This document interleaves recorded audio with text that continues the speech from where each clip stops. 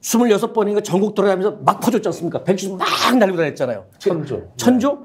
그게 건전재정입니까? 또 하나 외교 확장했다고요? 무슨 외교를 확장해요? 일본한테는 굴종이죠. 미국한테는 퍼주기죠. 반도체 갖다 다 하지 않습니까? 중국에는 괜히 맞짱뜨자가 의도하게 경제는 폭망했죠. 뭘 외교를 확장해요? 예? 글로벌 호구가 됐는데 참과 것이 바뀐 세상을 살고 있습니다. 그러면서도 대통령은 누가 비판하면 이분은 비판받는 게 싫어. 네가 싫어? 나 안 봐. 안 보는 이유를 MBC 뉴스 안 봐요. 안 보는 이유를 자기 합리화합니다. 뭐냐면 MBC 뉴스가 가짜 바이든 날 가짜뉴스 구경을 시켜서 안 봐. 이재명 왜 만나? 피의자 안 만나. 뭔가 자꾸 자기 합리화하는 구실을 만들어서 안 해요. 그러다 보면 그게 한 번, 두 번, 세 번 하다 보면 참과 거짓 바뀐 세상을 사는 겁니다. 내가 사는 세상이 나를 합리화해야 되니까. 자기 정당화 논리를 계속 찾다 보면 난 진짜 의심스러워요. 그래서 이번에 또 시작할 때 모두 반을 집무실부터 시작했잖아요. 네. 정말 국민을 설득을 생각해서 저 왜 저렇게 하지? 네? 그러니까 댓글로도 많은 분들이 의견 주셨던 것이 이게 녹화냐라고 할 정도로 너무 똑같은 형식이었기 때문에 라이브인지 못할 정도의 그런 똑같은 형태의 소통이 그럼 이렇게 국민과 소통을 할 거면 계속 이런 식으로 해야 될 것이냐 이런 얘기가 나오는 거죠. 라이브로 돼 있잖아요. 라이브로 돼 있었죠. 모두 발언하고 기자회견 장까지 내려올 때까지 5분을 국민이 왜 기다리는 거죠? 네. 국민이 왜 기다려야 되는데? 네? 아니 댓글 중에요. 정말 윤석열 대통령 바보라 부르지 말자. 왜냐하면 노무현 대통령이 있으니까 그것도 있고 또 하나 간절님. 바보는 남한테 불편은 줘도 피해는 안 줍니다. 그렇죠. 네. 맞아요. 바보는 불편하긴 해도 피해는 안 줘요. 근데 국민이 입은 피해가 한둘이 아니잖아요. 정말 절대 일어나서는 안 되는 이태원 참사, 오송 참사가 일어났잖아요. 최상병 왜 죽었습니까? 죽어서 안 되는 젊은 죽음이 있었잖아요. 그 다음에 장사 안 되고 경기 나쁘고 물가 오르고 민생이 도탄에 빠지고 세수가 뭐 50조, 60조, 70조씩 부족하고 국정 전반이 엉망진창이 됐는데 대통령만 딴 세계에 있어요. 덧붙이자면 개인의 무능은 죄가 안 됩니다. 내가 무능하면 그 벌은 내가 받잖아요. 근데 대통령의 무능은 죄가 됩니다. 전 국민이 피해자가 되기 때문에.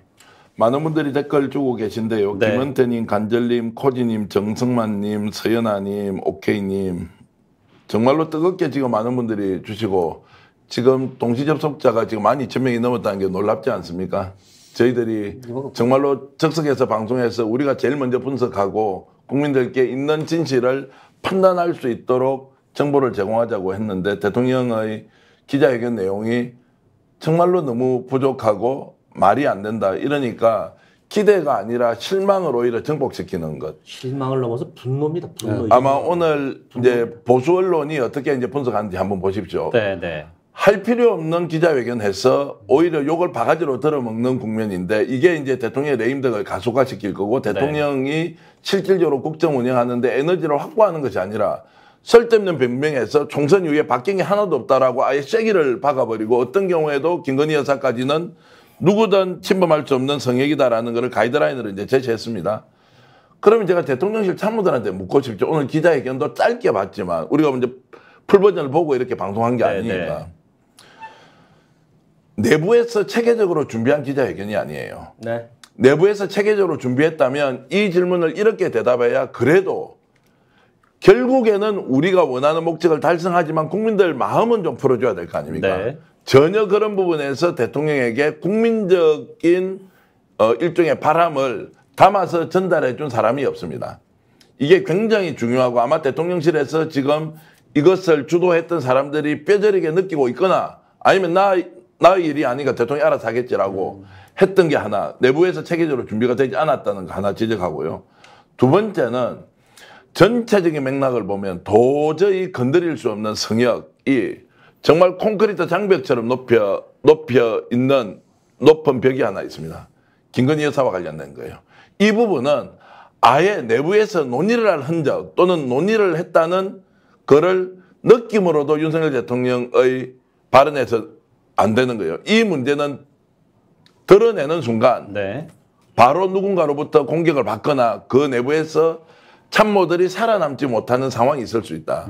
그래서 제가 듣고 있는 이야기는 용산은 두 줄의 권력의 축이 있다. 한 축은 국정 운영을 책임지고 있는 윤석열 대통령의 축과 다른 한 축은 보이지 않지만 뒤에서 뭔가 작동하고 있는 김건희 여사의 축이 있다.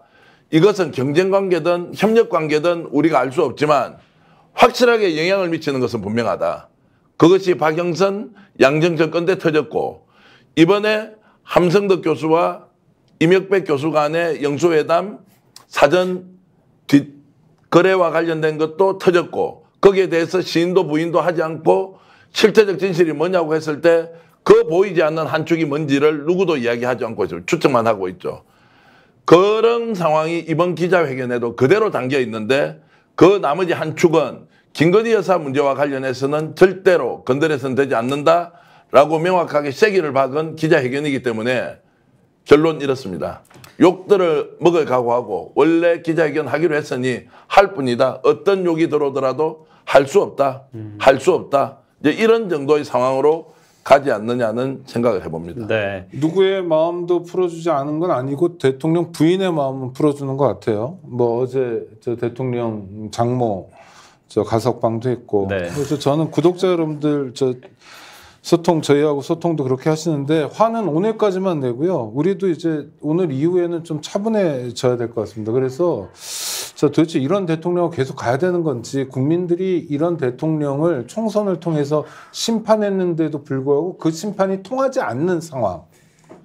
국민이 정치권에 청구서를 들이미는데도 불구하고 주권자로서 청구서를 들이밀었는데도 화답하지 않는 상황에 대해서 우리 국민들은 어떤 판단을 해야 될지 지금부터 정말 냉철하게 국민들이 판단해야 되는 국민들이 유권자로서 주권자로서 자기 역할을 해야 될 시간이 오늘 이후에 성큼 다가오는 것 같습니다. 오늘 그 기자회견에서 어떤 기자가 한번 혹시 헌법 정신을 그 자주 얘기하시는데 법률가이신데 우리 헌법에 국민의 저항권 같은 거는 어떻게 그 명시되어 있습니까? 하고 물었으면 참 좋았을 것 같아요.